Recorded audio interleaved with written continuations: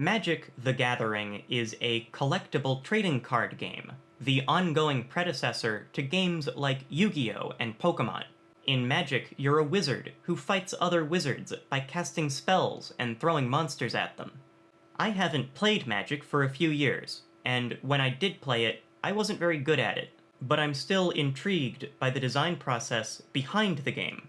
With 30 years of history and thousands upon thousands of cards released, there's a lot to be said about how the game is structured.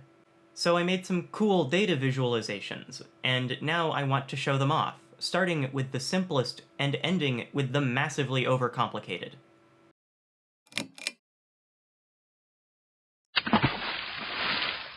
Magic's head designer, Mark Rosewater, runs a Tumblr and a Twitter and a blog and a podcast where he answers questions and describes his perspective on the game design process, especially his opinions on the color pie.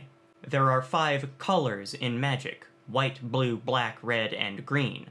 The spells you cast and the monsters you summon have color identities, combinations of those 5 colors, which describe what kinds of mana you need to play those cards from your hand. Mark Rosewater explains each of the 5 colors has its own philosophy. White wants peace, he says. Blue wants perfection. Black wants power. Red wants freedom. And my favorite color, green, wants acceptance. The philosophies behind a card's color identity affect it in ways which are difficult to pin down in words. Hey, look, a bar chart. You can see most cards' color identities have 1 color, 2 colors, or no colors at all. There are hundreds of cards with 3 colors, but only 10 cards with 4 colors. There are 6 times more cards with all 5 colors. It's relatively easy to design a card which satisfies one of the color philosophies, being monocolored. It's not too hard to design a colorless card without any philosophy at all, or an unfamiliar alien philosophy. It's also not too hard designing a card which blends 2 philosophies together. The philosophy behind 3 colors at once starts getting tough, and it's actually easier to design a card with all 5 colors than a card missing only 1.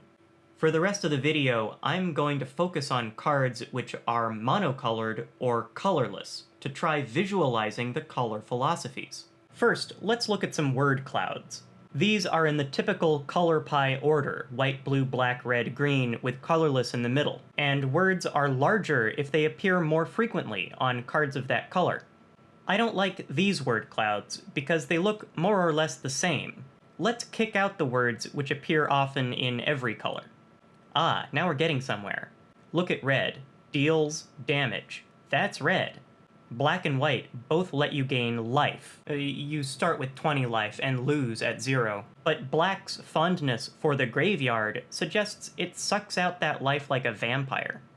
Green cards let you search your library for lands. Blue has the most flying monsters and lets you draw the most cards. Colorless cards include artifacts, which can be equipped. Let's look more into that. Every card has a type. Some of the most common types are creatures, enchantments, instants, sorceries, and artifacts. This clustered bar chart isn't perfect, because some cards have 2 types, and I'm only plotting the first. Most colorless creatures, for instance, are artifact creatures, so they're in this bar instead of this bar. But anyway, we can see green has slightly more creature cards, and blue slightly fewer. White has more enchantments than red. Blue has more instants than black or green. Black has more sorceries than white. Almost all artifacts are colorless. I'm no Mark Rosewater, but I can read into this to speculate about the color pie. Green is associated with nature, so green wizards get to throw more monsters around. White demands structure, so white wizards use enchantments to empower their friends and limit their enemies. Blue asserts its creativity, so blue wizards use instants to interject and interrupt their opponent's turn. Black plays by its own rules, so black wizards use sorceries to make cruel deals. And red, being the most wild and untamed of the bunch, dabbles in everything and focuses on nothing. Every card has a mana cost, the number of land cards you have to tap for mana in order to play it. Low mana cost cards are less powerful, but can be played early in the game. High mana cost cards are quite powerful, but you wouldn't want them in your opening hand when you don't have the resources to play them. These violin plots show the very subtle differences in mana cost frequencies across colors. The wider a violin at any height, the more cards of that color have that mana cost. I plotted the outliers as scattered points to give you a closer impression of the upper end of the spectrum. Cards like lands, with a mana cost of 0, are almost always colorless, resulting in a bulge at the bottom of this violin here. But colorless cards also feature some of the most fantastically large mana costs, like the Eldrazi. In comparison, the white and red violins are fairly squat, with fewer outlying cards of such awesome magnitude. Now, compare the red and black violins to the white and blue violins. Red and black are almost diamond-shaped, widest around a mana cost of 3. White and blue are almost like spades, with a bulge beginning around a mana cost of 2. This caught me off guard. White is associated with a weenie strategy using lots of smaller cards, so that much checks out. But I expected red to share that early game emphasis more than blue. Green is perhaps the most well-rounded violin, and the widest around a mana cost of 7. Green is known to mana ramp, getting access to lots of resources early in the game and using them to play big guys. Every creature card has a power stat, like an attack, and a toughness stat, like a defense. Some of them are a little weird, like a power of 1+ star or a toughness of 7- star, but they're usually just regular numbers. So let's look at this plot. Each pentagon of 5 circles with another circle in the center shows how many creature cards of each color have a particular power-toughness combination. You can see in the legend here, a single card gets a circle this big, while 1,000 cards get this way bigger circle. Now, I could sort of look at this plot for hours, but I've got one more plot to show off, so I'll try to keep this quick. There are lots of cards which have 0 power, and these cards seem to tend toward blue or green. There are much fewer cards which have 0 toughness, dead on arrival, so to speak, and these cards tend to be black, which is always up to something. The circles are largest along the power equals toughness line, and while cards above the line tend to be white and blue, apparently defensive colors, cards below the line tend to be red and black, apparently colors on the attack. The largest circles in this region up here tend to be the green ones. Like I said, green likes its giant monsters.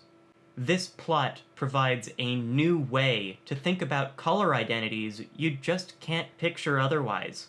I've labeled a few of the weird singletons, like the Tree of Perdition and the Tree of Redemption, but if there are any points you're curious about, I recommend going to the Gatherer website and doing an advanced search to see what their deal is.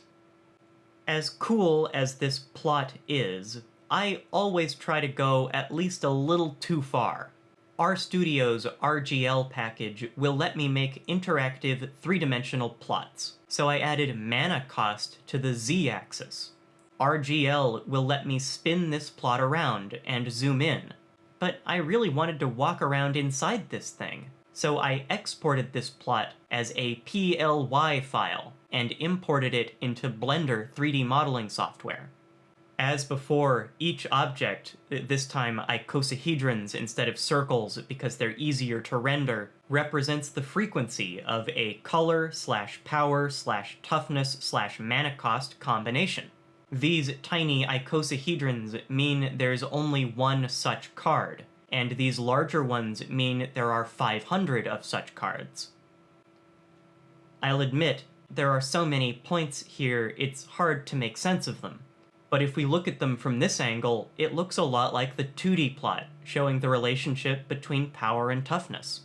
From this angle, we can see the relationship between power and mana cost. And from this angle, we can see the relationship between toughness and mana cost. Looking up and down a pillar of pentagons, we can see how mana cost affects colors within one power-toughness combination.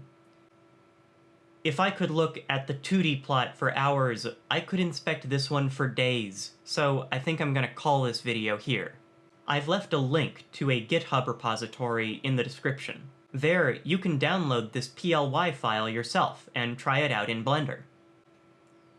I hope these plots conveyed one of my main points I'm always overthinking here at Thinkster. Numbers are a way to tell stories. In this case, I've changed numbers into images, which are easier to talk about. But this 3D plot is still just a cool way to look at numbers, to get an impression of fictional philosophies in a collectible trading card game 30 years ongoing. That's a storytelling format which is hard to talk about, so a visualization or two is really food for thought. I'm gonna leave you on some more video swirling around this plot. Bye-bye.